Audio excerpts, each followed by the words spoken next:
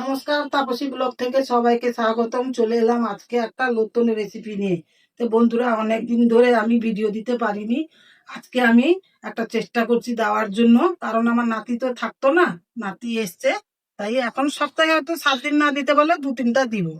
তো দেখো রেসিপিটা কি। তো বন্ধুরা, আমি বাজারে গেছিলাম, বাজার থেকে 500 পটল নিয়ে চলে এসেছি। পটল তো এখন খেতে ভালো লাগে না, তাই আজকে পটলের একটা নতুন রেসিপি বানাবো। কিভাবে বানাচ্ছি দেখো। তো চলো পটলগুলো কেটে নিই। পটলগুলো এইভাবে চেঁচে নিতে হবে।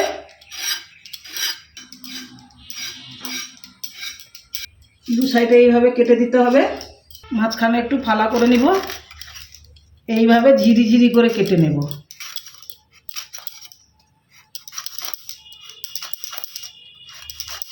এই যে এইভাবে কেটে নিয়েছি, এর জলের মধ্যে ফেলে দেব।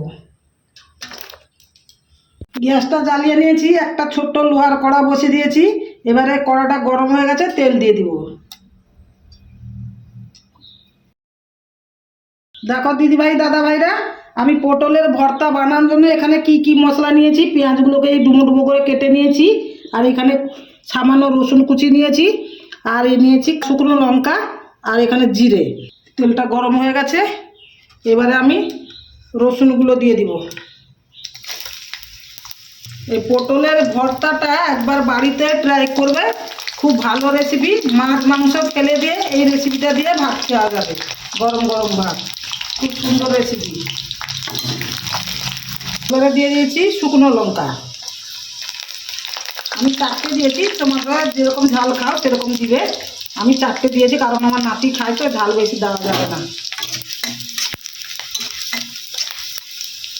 কুচানো পেঁয়াজ,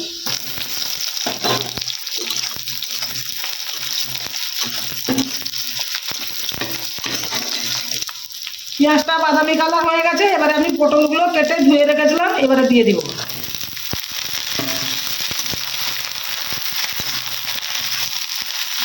একটু জল দেওয়া যাবে না, এইভাবে নাড়াচাড়া করে বাদামি কালার করে নিতে হবে। এবারে দিয়ে দিব লবণ, সামান্য হলুদ,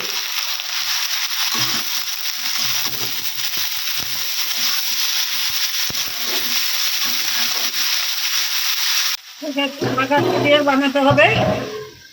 এবারে একটু ঢাকা খুলে দেখবো ভাজাটা কত দূর হয়েছে।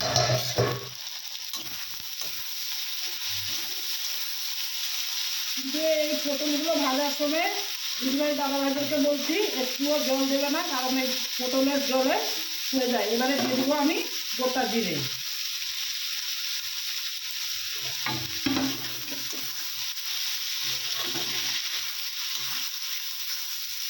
তো বন্ধুরা, পটলটা আমার ভাজা হয়ে গেছে। এবারে আমি তুলে নিব একটা মিক্সার বাটিতে, দিয়ে পেস্ট ঠান্ডা হলে পেস্ট করে নিব।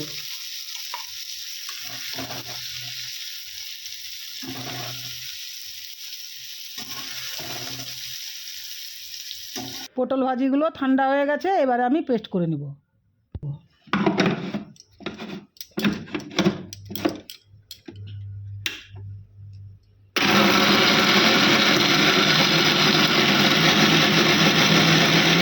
পেস্ট করে নিয়েছি, এবারে একটু ঢেলে নেব।